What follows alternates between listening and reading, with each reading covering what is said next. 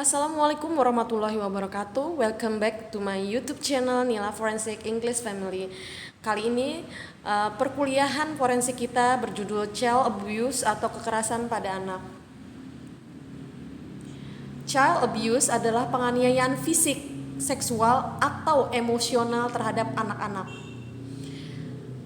Ini termasuk penyalahgunaan atau penelantaran anak sebagai setiap tindakan atau kegagalan untuk bertindak sehingga risiko besar akan kematian, kerusakan fisik atau emosi yang serius, pelecehan seksual, atau eksploitasi seorang anak oleh orang tua atau pengasuhnya yang bertanggung jawab atas kesejahteraan anak. Kasus-kasus kekerasan terhadap anak makin hari makin meningkat. Ini kewajiban semua pihak untuk mengkatnya atau mengurangi kasus-kasus ini, terutama dalam lingkungan terdekat kita. Kekerasan pada anak adalah tindakan mempengaruhi perkembangan anak sehingga tidak optimal lagi.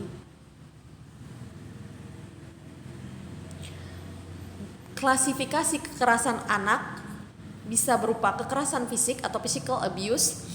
Ini adalah perlakuan secara fisik yang dapat dianggap terjadi ketika anak dengan sengaja disakiti secara fisik atau ditempatkan pada kondisi yang memungkinkan disakiti secara fisik.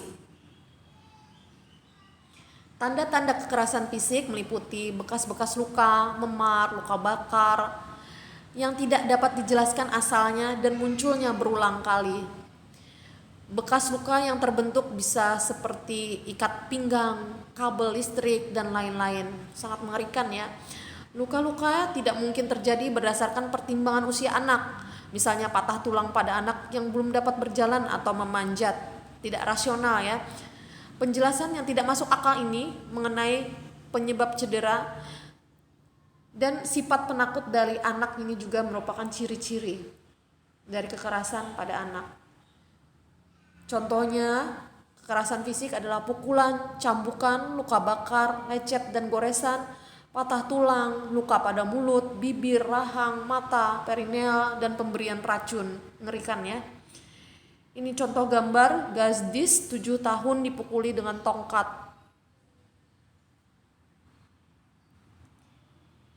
Ini jejak sepatu ya, ditendang dengan sepatu atau diinjak dengan sepatu. Ini luka bekas gigitan. Kasihan sekali ya. Kadang-kadang ada sebagian dari kita yang saking gemesnya menggigit anak, padahal itu sangat menyakitkan. Coba kalau itu dilakukan pada diri kita, pasti tidak mau kan ya. Jadi sayangi anak-anak. Ini luka bakar juga sangat mengerikan gambar-gambarnya ya. Luka lecet, luka bekas gigitan.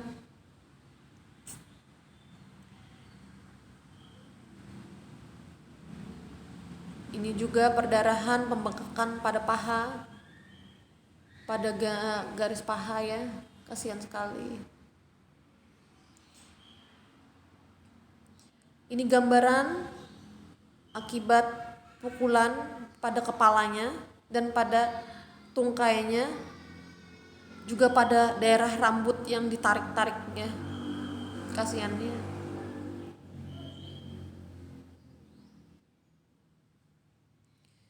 Ini pemukulan pakai mata ikat pinggang. Ini otopsinya pada daerah belakang, banyak sekali perdarahan di bawah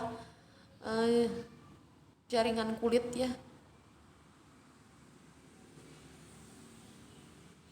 Selain kekerasan fisik, bisa juga berupa pelecehan seksual atau kekerasan seksual. Kekerasan seksual pada anak baik yang menggunakan pendekatan persuasif atau dibujuk ya, bisa juga dengan paksaan pada seorang anak untuk mengadakan perilaku atau kegiatan seksual yang nyata. Akibat pelecehan seksual terhadap anak ini bisa mengakibatkan efek psikologis dan klinis yang sulit dibuktikan. Hati-hati sekali ya, terutama pada korban laki-laki. Kadang-kadang kejadian sodomi yang diungkap di media yang mendatangkan predator yang menimbulkan banyak sekali korban itu ternyata punya catatan buruk di masa lalunya, kekerasan seksual di masa kecilnya. Dia juga pernah dilakukan sodomi, sehingga ini berbekas secara psikologis. Dia juga akhirnya jadi pelaku karena belum disembuhkan ya penyakit psikologisnya atau trauma psikologisnya. Ini pelecehan seksual, gambaran ronsennya.